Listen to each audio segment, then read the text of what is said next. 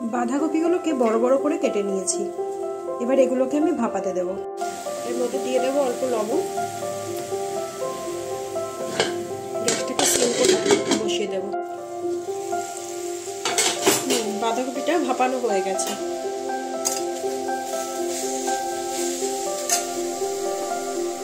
এবার 10-12 কোয়া রসুন আর একটা ছোট মিডিয়াম সাইজের পেঁয়াজ আর কিছু কাঁচা লঙ্কা দিয়ে এটাকে বেটে নিলাম। কড়াই গরম করে সেটাতে একটু সরষের তেল দিয়ে নিলাম। কালো জিরে ফোড়ন দিয়ে আর দুটো শুকনো লঙ্কা দিয়ে দিলাম।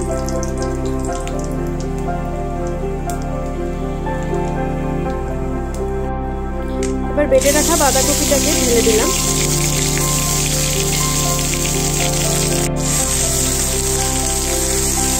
এগুলোকে ভালো মতো একটু কষিয়ে নিতে হবে।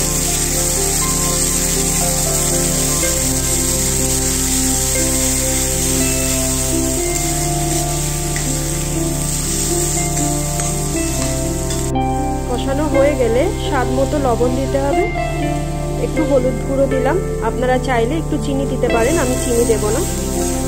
এবার এগুলোকে সুন্দর করে কষিয়ে একটু শুকনো শুকনো করে নিয়ে ভালো মতো নাড়িয়ে চাড়িয়ে একটু শুকনো শুকনো করে নিতে হবে। বাস এভাবেই তৈরি হয়ে যাবে খুবই সুন্দর মজাদার স্বাদের বাঁধাকপির ভর্তা।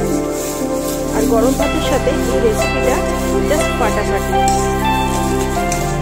আপনারা অবশ্যই এই রেসিপিটা তৈরি করুন আর তারপর খেয়ে আমাকে অবশ্যই কমেন্ট করবেন যে রেসিপিটা কেমন লাগলো। আজকের মতো এখানে শেষ করছি। Bye bye.